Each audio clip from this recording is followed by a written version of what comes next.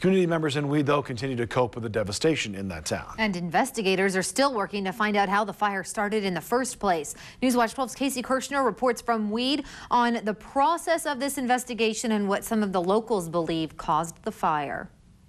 I'm here along the railroad tracks near Boles Street in Weed, and it's in this area that fire and law enforcement officials are most heavily investigating, trying to find the cause of the Boles fire. When we heard that the fire probably started in the Boles Creek area, our first thought was the transient people that we see evidence of when we do take walks out to the meadow area out here. We've seen evidence of campfires.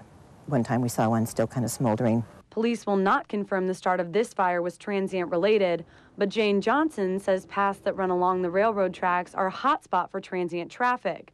Trying to determine the origin of the fire, we looked at both the side on the west side of the tracks and the east side of the tracks. Weed Police Department, Siskiyou County Sheriff's Department, and CAL FIRE investigators have been working around the clock to get the final details in order. Investigators are talking to witnesses at Boles Creek Apartments, as well as firemen, first responders on the scene, and the air ops that was in the area at the time. While investigators are piecing together their conclusions, many in the Weed community are still struggling with the devastation.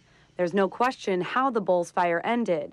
Almost like a guilt thing that our home survived, and seeing other people in the misery that they're in and will be in. Millions of dollars in damage, and hundreds were left without homes. Johnson hopes, if anything, people will be more aware.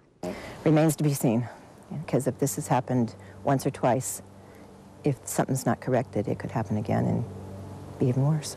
Fire and law enforcement investigators are gathering their last few witness statements, and they're hoping to release the official cause of the Boles fire in the next week. In Weed, Casey Kirshner, Newswatch 12.